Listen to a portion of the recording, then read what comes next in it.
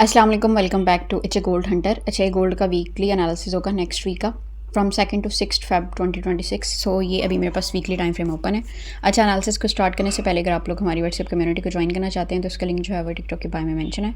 सो वहाँ पे क्लिक करके आप लोग हमारी व्हाट्सएप कम्युनिटी का पार्ट बन सकते हैं। तो एनालिसिस को करते हैं स्टार्ट।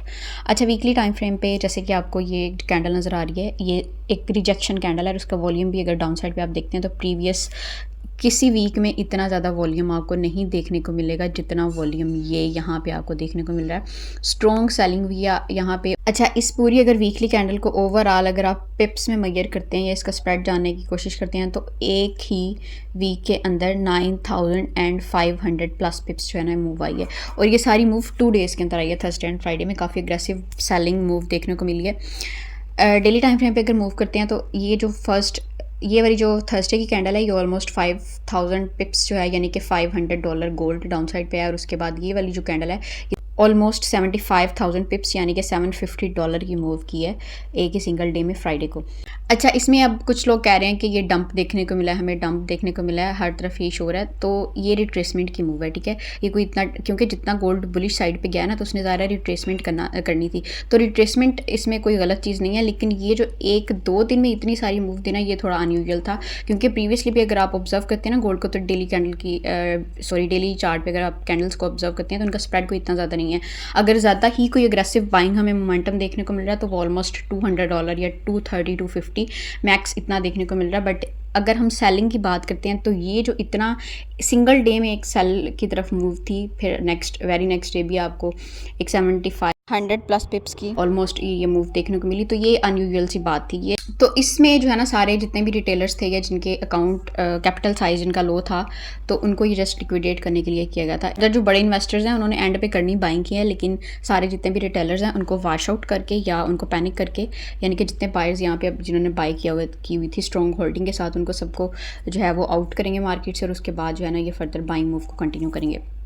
एनीवेज, अगर हम आज के एनालिसिस की बात करते हैं तो वीकली टाइम फ्रेम पे अगर बात की जाती है, अच्छा यहाँ पे गोल्ड ने अभी तक जो अप्रोच किया वो 4684 वाले लेवल को किया। अच्छा, इससे अगर डाउन साइड पे गोल्ड, क्योंकि ये जो अब हमें एक कैंडल यहाँ पे शो हो रही है, ठीक है, इसमें अभी भी सेलिंग गोल्ड सेल मूव जो है ना हमें नेक्स्ट वीक भी दिखा सकता है। सो फर्स्ट हम ये वाला एक एरिया कंसीडर करेंगे, उसके बाद गोल्ड क्या कर सकता है कि गोल्ड वीकली का जो ये ब्रेक एंड टेस्ट वाला एरिया है ना ये इसको अप्रोच कर सकता है ईजिली। तो फिर हम इस एरिया से गोल्ड को फर्दर बाय साइड पे देख सकते हैं। फर्स्ट जो हमारे पास एक डिमांड एरिया होगा वो ये वाला होगा 4506 to 4584 के राउंड, 48 के राउंड सॉरी। और सेकंड जो होगा वो 4253 to 4336। तो ये वीकली के अकॉर्डिंग जो ना ब्रेक एंड टेस्ट, अब जो वीकली के अकॉर्डिंग हमारे पास स्ट्रक्चरल लेवल है ना ये उसके अकॉर्डिंग ब्रेक एंड टेस्ट वाला एरिया है। सो अब ये वाली जितनी मूव है रिजेक्शन वाली मूव है ये ईजिली गोल्ड को इन एरियाज तक जो है ना ड्रॉप करवा सकती है। सो एनीवेज, डेली के चार्ट में मैंने मूव किया। अगर हम डेली के चार्ट पे भी डिफाइन करते हैं तो फर्स्ट तो एक हमारे पास ये जोन होगा। अच्छा, ये जैसे कि जोन यहाँ पे आपको नज़र आ रहा है कि ऑलरेडी टेस्टेड है, ठीक है।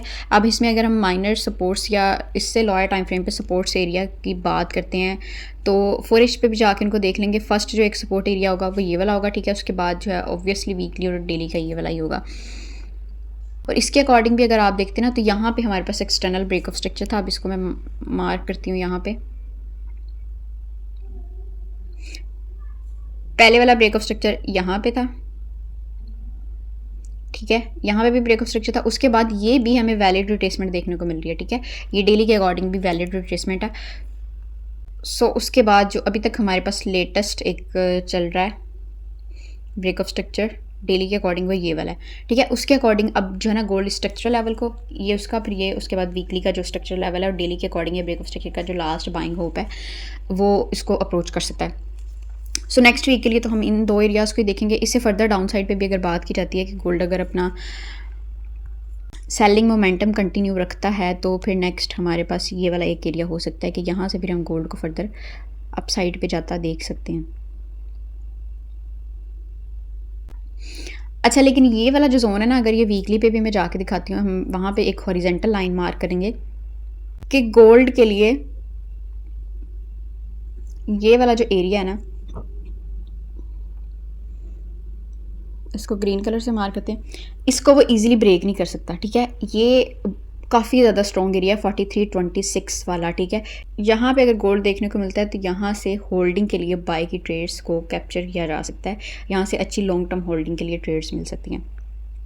लेकिन अगर गोल्ड जो है 4326 से डेली या वीकली की कोई भी कैंडल इसे डाउन साइड पे क्लोज करता है तो फिर हम गोल्ड को इस एरिया पे एक्सपेक्ट कर सकते हैं। बट अगर विक्सी लगाता है और उसके बाद क्लोजिंग 4326 से अबव देता है तो फिर हम यहाँ से गोल्ड को अगेन। अच्छा, मैं डायरेक्ट इस एरिया पे आ रही हूँ। ये जो पहले डिमांड एरिया शेयर किए ज़ाहिर इनको भी अप्रोच जो है गोल्ड अप्रोच करके इनको रिस्पेक्ट प्रोवाइड करेगा, सो उसके अकॉर्डिंग स्नैरियोज होंगे। बट अगर फाइनली इन सारे एरियाज़ को लाइक इनको रिस्पेक्ट प्रोवाइड करने के बाद लाइक अगर हमें यहाँ से थोड़ी बहुत बाइंग देखने को मिलती है और फिर ऊपर वाले जो है सेलिंग एरिया से गोल्ड रिजेक्ट होकर डाउन साइड पे आता है और फाइनली इस एरिया को अप्रोच करता है और यहाँ पे जस्ट विक्स डाउन साइड पे लगाता है और अगेन ये फिर अपनी ऐसे मूव कंटिन्यू कर सकता है। जो अभी तक ऑल टाइम इसने हाई लगाया है 5600 के अराउंड, ये उसको अप्रोच कर सकता है। सो ये इतना स्ट्रॉन्ग एरिया है। सो एनीवेज वीकली और डेली के अकॉर्डिंग हो गया। हम 4H और 1H के अकॉर्डिंग जाके हम सेलिंग एरियाज़ की बात कर लेते हैं क्योंकि ये तो डिमांड एरियाज़ हो गए हायर टाइम फ्रेम के अकॉर्डिंग। अच्छा, ये मेरे पास 1H का चार्ट ओपन है, ठीक है। यहाँ पे अगर सेलिंग एरियाज़ की बात करते हैं तो यहाँ पे ये जो स्ट्रक्चर ब्रेक हुआ है डाउन साइड पे उसके अकॉर्डिंग एक ही हमारे पास लेवल है सेलिंग के लिए, काफ़ी अच्छा एरिया है। बट उससे पहले भी अगर देखा जाता है सेलिंग के लिए तो ये भी एक हमारे पास अच्छा एरिया सेलिंग के लिए कि गोल्ड यहाँ से रिजेक्ट होकर डाउन साइड पे आ सकता है। फर्स्ट अगर सेलिंग जोन की बात करें तो वह 4968 टू 5004 एंड सेकंड जो है वो 5150 टू 5199।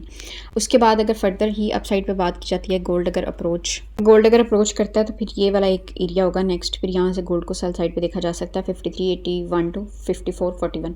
सो ये 3 नेक्स्ट वीक के लिए सेलिंग एरियाज़ हैं और ये जो कुछ डिमांड एरियाज़ हैं जिन पे गोल्ड अगर बाय करे तो यहाँ से बाइंग अपॉर्चुनिटी फाइंड करके जो है ट्रेड को प्लान किया जा सकता है। सो ये था गोल्ड का नेक्स्ट वीक का एनालिसिस। बाकी कोई फाइनेंशियल एडवाइस नहीं है, ठीक है, क्योंकि इस मार्केट में 100% कुछ भी नहीं है, सब प्रोबेबिलिटीज़ की गेम है। सो मैनेज योर ऑन रिस्क। और बाकी अगर किसी को भी कोई फर्दर इन्फॉर्मेशन चाहिए हो तो आप लोग व्हाट्सएप पे कांटेक्ट कर सकते हैं। व्हाट्सएप ग्रुप का जो लिंक है वो टिकटॉक के बारे में मेंशन है। So this is all for today, see you in the next video, till then take care, Allah हाफिज़।